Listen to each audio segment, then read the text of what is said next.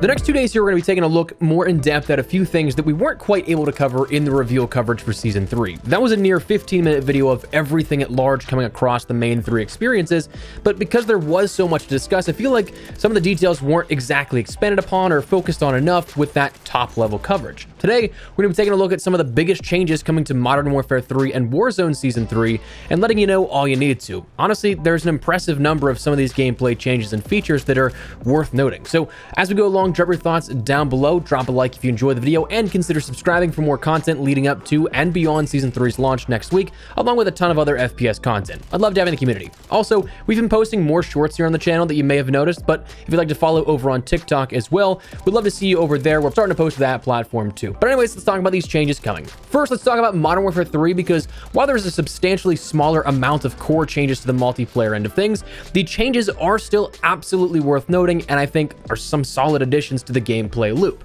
These coming in the way of new perks and equipment throughout Season 3. Now the perks, all of these are going to be at launch, but the equipment is going to be coming at mid-season, so that Season 3 Reloaded update a little later on down the line. For the new perks though, we have vests of the Gunslinger vest, which is a secondary weapon specialist. That is something we talked about here, where it's basically your underkill. It is something that, yes, you can do that with existing vests and perks that we have on offer right now, but there's added benefit here to this. You don't get a primary slot, but you get 2 secondary weapons. You get a tactical, lethal, and field upgrade, plus all your perks of gloves, boots, and gear. But your secondary weapons also allow you to refresh stamina on kill, improve reload speed, reload while sprinting, increase that weapon swap speed by a minimum of 40%, and spawn with a maximum ammo reserve for those secondaries. So yes, you can take 2 secondaries if you want with the overkill vest, but it doesn't give you those added benefits that this will. So for somebody that may be trying to grind out their interstellar camo, this could be something you can knock out multiple secondaries all in one go, and with added benefit on top of that. So it'll be definitely useful, I think, for that. But beyond that, we also see the modular assault rig, which is a new vest as well, which is a lethal and tactical scavenger. You end up getting the tactical and lethal spots ×2. You get a field upgrade, you get your gear of gloves, boots, and standard gear slots,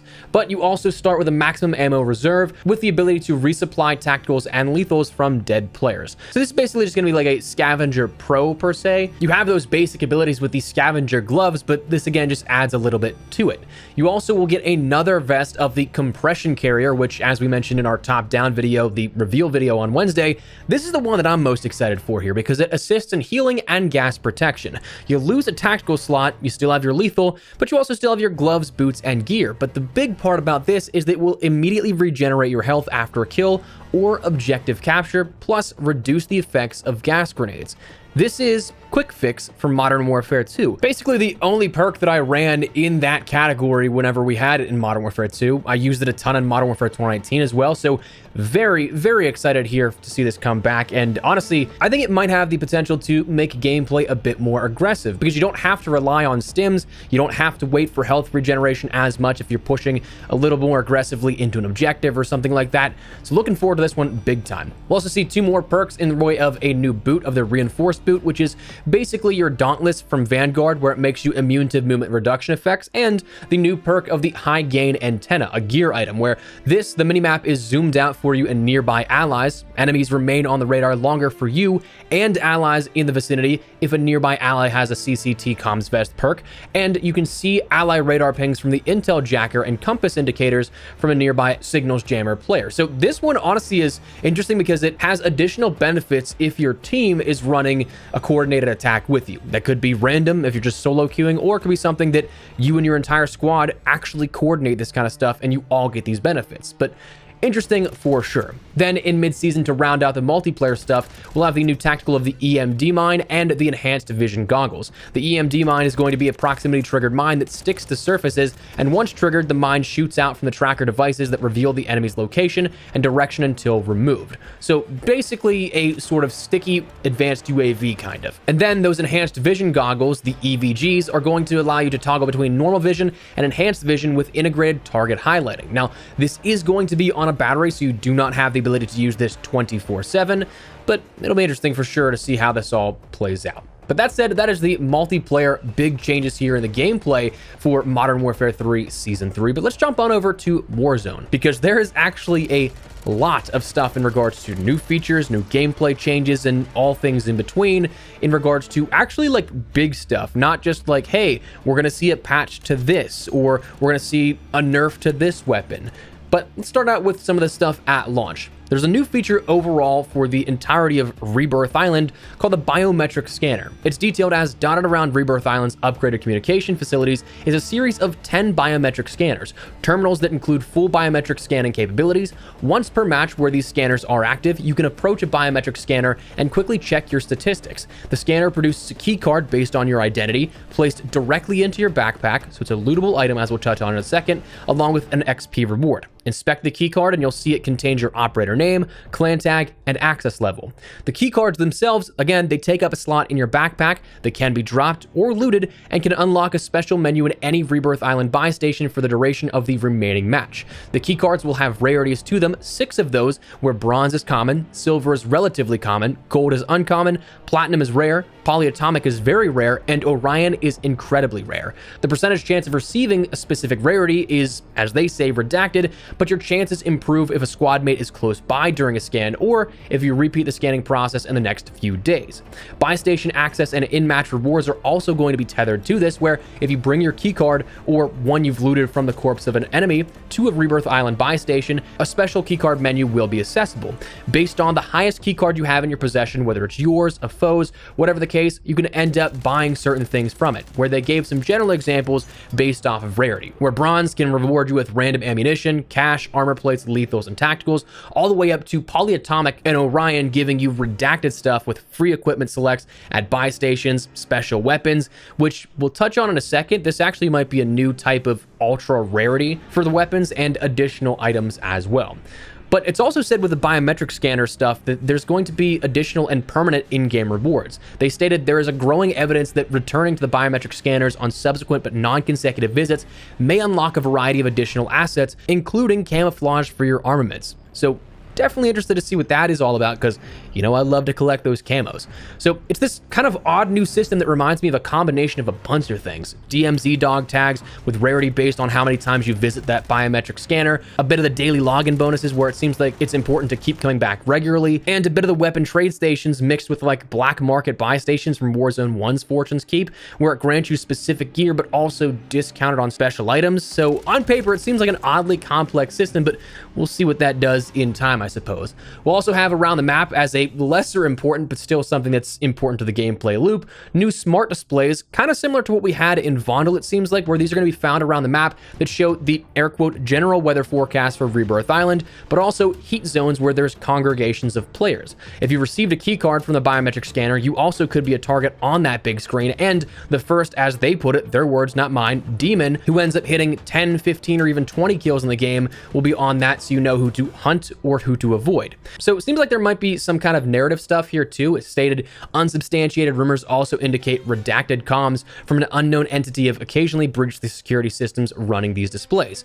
So I kind of think with how it's tied back into the Cold War storyline and everything like that, they kind of made Rebirth Island canon to the production of Nova 6 in the Black Ops universe. I kind of feel like we might see these communications at some point be used to see some Gulf War promo later on in the year, but we'll see. We also have at launch the Squad Assemble and Squad Play bonuses, which is a new way for Rebirth Island to offer a bit more for players that stick together, at least at the start of the game. During the infill of Resurgence and Battle Royale, you can drop in together, and based on proximity, you can end up getting certain rewards for dropping together. Number one, if you mark the landing destination, each squad member receives a little bit of XP if a teammate just simply pings a location where you land before the first squad member touches the ground. So that's free XP, which is really interesting. Can't be a lot because, again, that is just free. But if you have a full squad landing in quads or trios, you land as a full squad, you'll end up getting a sizable amount of XP and a cash bonus, as well as a supply drop UAV. If a majority of the squad lands there in quads or trios, you can land with 2 other members or 1 member trios for a reasonable XP bonus and cash bonus. But you also do get that supply UAV as well. If half a squad or a duo lands together in quads or duos, you land with 1 teammate in quads or landing with your teammate, both of you will receive a modest XP and cash bonus. So just for simply landing together, you get a little bit of a head start, which is pretty cool. But beyond that, the only other thing coming at launch is the new utility item of the Squad Rage Field Upgrade, only available in Rebirth Island. This might be something that comes later on down the line, but at the moment, it's only going to be in Rebirth. But you can end up getting an enhanced version of Battle Rage by looting or purchasing it at the buy station. But once active, Squad Rage will vaporize any gas within a radius of that player and grants Battle Rage to both you and any teammates standing in that radius. This giving you some resistance to tacticals, utilizing infinite tac sprint, increasing health and regeneration for the duration of the rage. So it's going to be interesting to see how this plays out in regards to squad play, but might be kind of cool, might be kind of busted. We'll see. But at mid-season, we actually have a ton of other things coming still, which are definitely of note. First, we're going to have an actual in-game event of the Heavy Armor event. This, again, only for Rebirth Island, but it'll be announced during the infill sequence, and it will last the entirety of the game, which will be interesting. But this will increase your operator's armor hit points from 150 to 200, so you actually can take an additional plate, and you're actually going to see that reflected as well. You're not going to have just 3 plates, you'll have the ability to add a 4th plate. And if you have the tempered plate carrier, it's going to be something that offers a 3rd plate there. So that'll be interesting to see how that all works out, but it's going to increase the TTK on everything. It's going to be something that kind of makes it almost like Iron Trials, it seems like, which will be interesting, but also not necessarily like a selectable Iron Trials. It's just going to be a random thing that happens on certain games. You're also going to see the utility box at mid-season, which is a new field upgrade, where it's this combination of an ammo box and an armor box. If you need both, well, that's the perfect tool because it refills both your ammos, your tacticals and lethals, and your armor plates as well to maximum capacity. So definitely be useful here for any late game resupplies or anything like that, but pretty cool to see.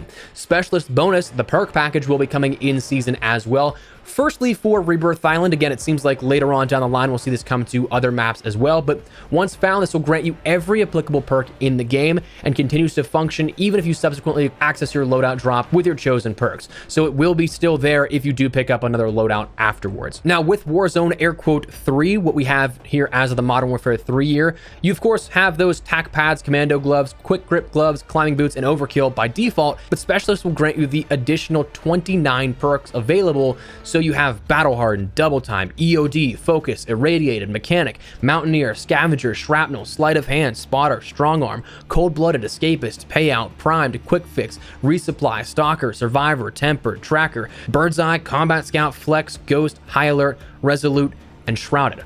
All of those will be on your person if you have Specialist bonus. So obviously, it's going to be very important to have if you can come by it, and it's definitely something you will want to get if the opportunity is there. Foresight will also be coming here, which is a returning kill streak from Warzone 1, where this is going to be something that if you're familiar, it shows you every single location of the gas that you'll have for the rest of the match. Whether you pick it up in Zone 1 or Zone 7, doesn't matter. It'll show you everything plus where the final zone pools end up going for. So if you're somebody that likes to really set up for endgame, this is incredibly advantageous to you. But beyond that, we're going to see some additional features coming in mid-season. Probably one of the biggest ones that I'm interested to see how this plays in regards to community reception and what it means for the gameplay loop itself is variable time of day. As Season 3 progresses, the atmospheric conditions of Rebirth Island will begin to vary, meaning that you can end up seeing changes in the weather, visibility, and all things like that. Rebirth Island is almost always sunny with clear skies, but not quite with this. Occasionally, not always, there will be matches where the sky is overcast and the sun is setting, or light sea fog begins to roll in. So it's going to change a little bit of that dynamic on how the game ends up playing out, and honestly, I think it could make for some cool things here. Maybe some people don't like it, but we'll see how it works. And then finally, the weapon trade station is going to be returning as well. This time, it's going to be dependent on weapon rarity, i.e. attachments, where a common weapon has 0 or 1 attachment, an uncommon weapon, green, is 2 attachments, rare is blue with 3 attachments, epic purple is 4 attachments, legendary orange is 5 attachments, and the ultra weapon rarity, still listed as orange, is 5+ attachments. So maybe I'm missing something here, but that has to mean that we have some random loot, probably ultra rare, that isn't customizable and instead is just in-world items only on Rebirth Island, because again, you can't equip more than 5 attachments. This isn't Vanguard again. So coming back to what we said earlier about how there's going to be those redacted items and weapons you can get, that's kind of my bet on what that's going to be here at this. But the rarity of the weapons you receive is 2 levels more common than the weapon you end up dropping into the trade station. So for example, if you find an epic rarity weapon with 4 attachments, you can trade it in for an uncommon weapon with 2 attachments, plus a random assortment of additional items at the weapon trade station. You can get things like ammo, cash, equipment like tacticals and lethals, field upgrades, kill streaks, and gas masks, and they state on very rare occasions, if you're incredibly lucky, you can end up getting the specialist perk token out of it. So you can get specialist bonus out of it, it just depends on what you put in. So that said, that is the gameplay changes and features coming with Season 3, and honestly, there's a lot of like big ticket items here in terms of gameplay events, features, and all that kind of stuff that I'm very curious to see just how much Warzone is going to change here, because yes, on paper, you don't have a whole ton of things that are like super fine detail stuff, but like that's big gameplay altering things that no matter how you look at it are going to alter gameplay in some capacity. So looking forward to seeing how that all breaks down, but for right now, that is where we're at, and that is the changes that you should know of upcoming. So let me know your thoughts down below. What do you guys think of these changes for multiplayer and Warzone? Anything in particular you guys are liking the sound of, maybe not liking the sound of, whatever the case, drop your thoughts down below. But if you enjoyed the video, you found it at all insightful, do me a favor and drop a like on it. And if you're new to the channel, make sure you subscribe so you don't miss a single thing regarding all things Modern Warfare 3 as we gear up for the launch here, and of course further on as well, but also other FPS content as well. So I'd love to have you in the community, but for now, thanks so much for watching. Minus Espresso. I'll see you later. Take care and peace.